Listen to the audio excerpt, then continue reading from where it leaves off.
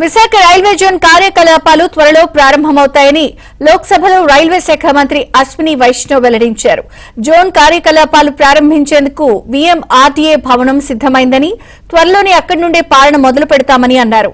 South Coast railway zone ప్రధాన కార్యాలయ భవన నిర్మాణానికి 106 కోట్ల రూపాయలు మంజూరు చేశామన్నారు. 2025 జనవరిలో రైల్వే జోన్ కు శంకుస్థాపన చేయగా ఇప్పటికే ప్రధాన కార్యాలయ భవన పునాది పనులు పూర్తయ్యాయని తెలిపారు.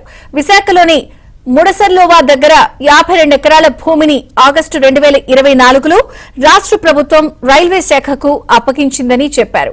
రైల్వే జోన్ కోసం జనరల్ మేనేజర్ సహా ఉన్నతాధికారుల నియామకం పూర్తయిందన్నారు.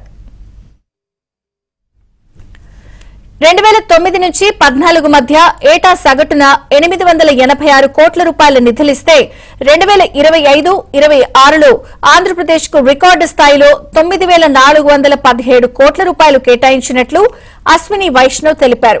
గతంతో పోలిస్తే ట్రాక్ నిర్మాణ వేగం రెట్టింపైందని, ఏటా సగటున 143 కిలోమీటర్ల మేర కొత్త ట్రాక్ పనులు జరుగుతున్నాయని అన్నారు.